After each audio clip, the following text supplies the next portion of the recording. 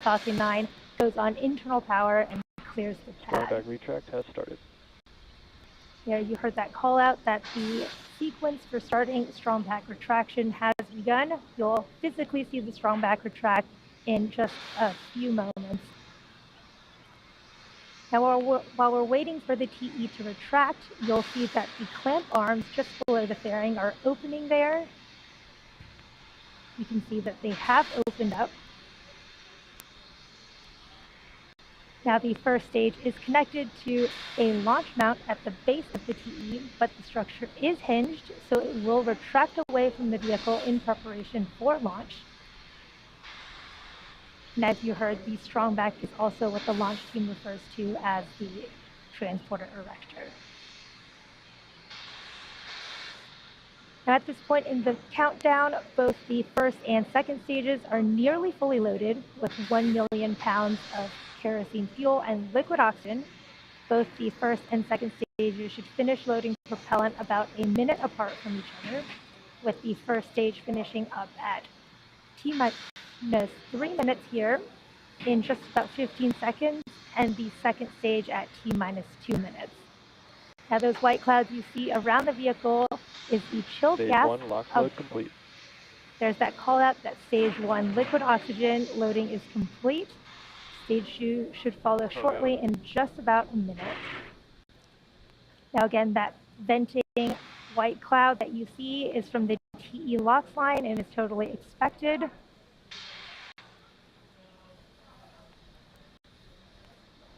Now at T-minus 60 seconds, Falcon 9 will be in startup, and this means the rocket's autonomous internal flight computers have taken over the launch countdown, and just inside of T-minus 2 seconds, we light the Merlin 1D engines for liftoff. Now SES's O3b mPOWER payload continues to be healthy, and the Falcon 9 team is tracking no issues on the rocket. Weather is currently a watch item, but we're pushing towards RT0 at 6:12 p.m. Eastern Time in hopes of clearer skies, and the range is ready for support.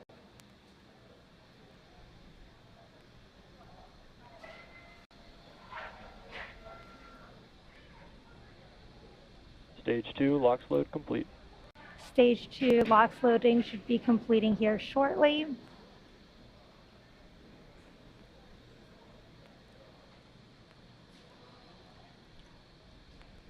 Now again, at T-minus 1 minute, Falcon 9 will be in startup, where the first and second stages will begin pressurizing for launch, and Falcon's internal flight computers will take over the launch ground gas close up.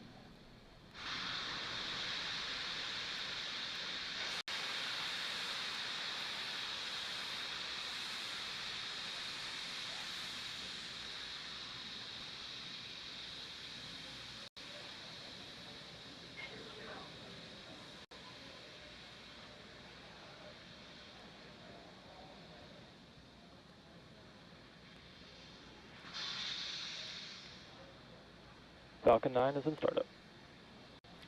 Falcon 9 is in startup. The internal flight computers have taken over the launch countdown.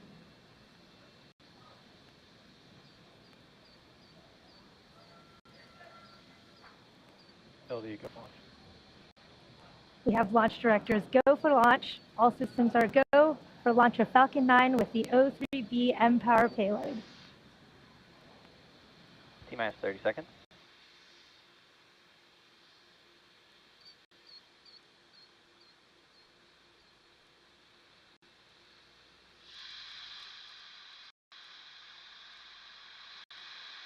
-15 seconds. Minus 10, 9, 8, 7, 6, 5, 4, 3, 2, 1. Ignition, engine full power, and go! Falcon 9 and SES O3b mPOWER.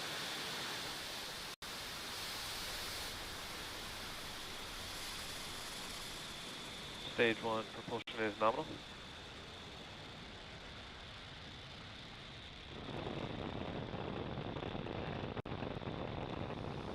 Vehicle's pitching down range.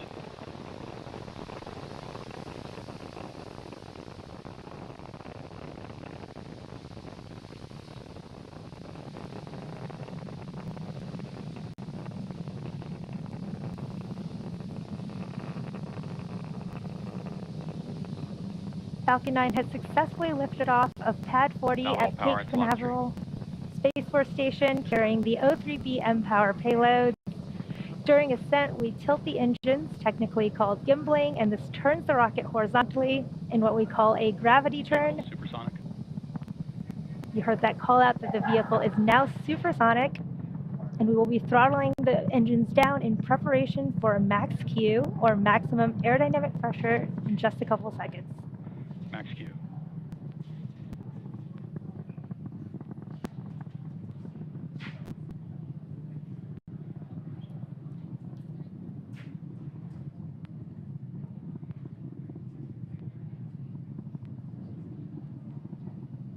Now we pass through max Q, and the rocket typically needs to go 17,500 miles per hour horizontally in order to avoid being pulled back down to Earth. You heard the call out that MVAC engine chill has begun.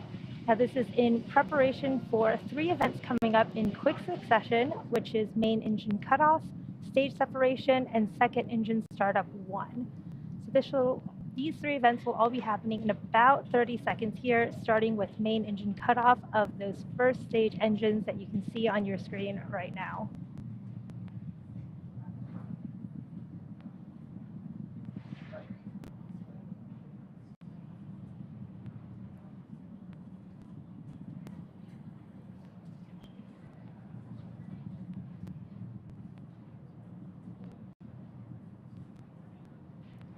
Stage 1 throttle down.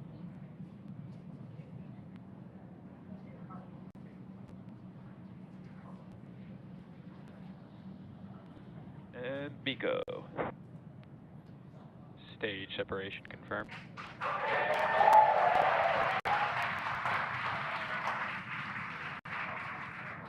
MVAC ignition. And there you heard and saw those 3 events happening back to back: main engine cutoff, stage separation, and that second engine startup 1 of our second stage. You can see those grid fins on the first stage deploying as the first stage begins to make its way back down to Earth. Now the next event in just a few seconds here will be fairing separation, where the 2 halves of the fairings will separate to reveal our O3b mPOWER satellites.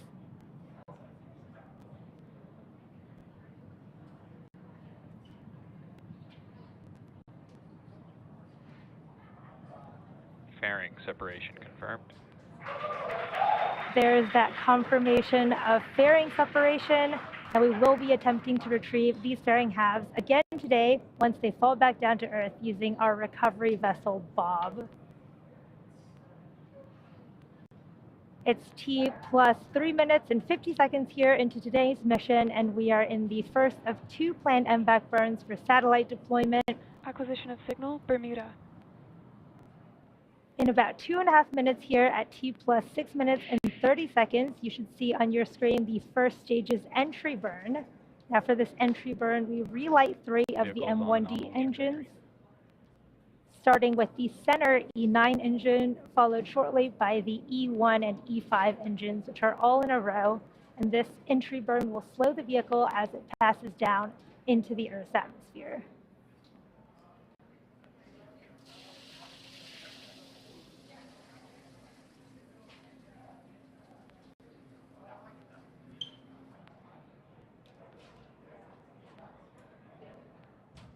Beautiful views from the first and second stages on your screen. Now the first stage is making its way back down, preparing for its entry burn. We need to perform this entry burn to help reduce re-entry forces on the first stage, which will help us recover and reuse the booster. Now again, during the re-entry burn, the first stage on the left will decelerate by firing its Merlin engines. It'll fire 3 out of the 9 engines, and this will actually cause the vehicle to fly down through the plume, which will deposit some of that soot back onto Falcon 9.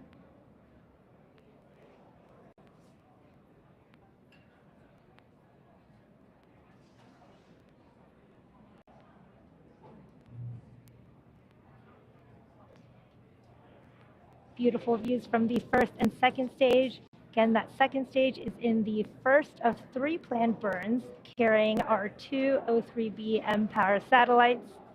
And the first stage is coming down, awaiting the start of its entry burn at T plus 6 minutes and 30 seconds.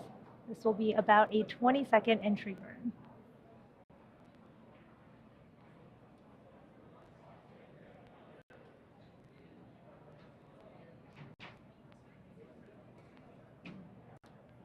You can see the speed. On a nominal trajectory. You can see the speed of both the first and second stages on the bottom left and right hand side of your screens, respectively. First stage is about to start its entry burn. Stage 1 FTS has safed. Stage 1 entry burn startup. There's the start of the first stage entry burn.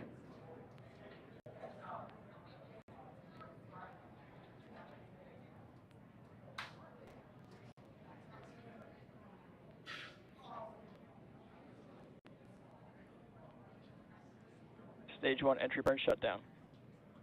That was a good entry burn from the first stage. Again, reusability is key to lowering the cost of spaceflight, which enables more investments in things like critical scientific research. Now, the Falcon 9 first stage that's supporting today's mission just performed its entry burn for the second time after previously having supported the Crew 6 launch just last month. Now, the Merlins on the first stage are optimized for sea level, whereas that MVAC engine you see on the second stage there is optimized for vacuum, which just means that it has a much bigger nozzle compared to the M1D engines on the first stage. Now, coming up in about 20 seconds, we'll have the shutdown of our MVAC engine on the second stage, followed quickly by the landing burn on our first stage. Stage 1 transonic. Stage 2 FTS is saved.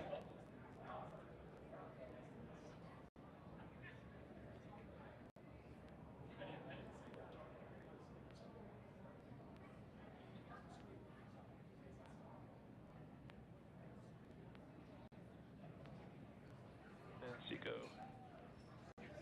There was confirmation of second engine cutoff Nominal parking orbit insertion. and a nominal orbital insertion. Stage 1 landing burn. There is the start of our stage 1 landing burn, and you can see that drone ship coming in quick.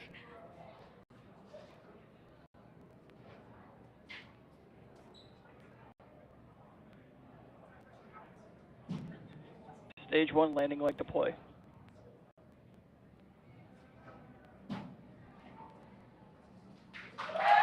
Stage 1 landing deploy. What an awesome view of that first stage recovery. Everyone's very excited here in Hawthorne. And there you have it. That landing marks SpaceX's 188th recovery of an orbital class rocket, including first stage landings of Falcon 9 and Heavy. But the mission isn't over just yet. The second stage is now embarking on its first coast phase. Now, after this coast phase, we will light that MVAC engine for a second time around the T plus 27 minute mark. So we'll see you back here in about 17 minutes.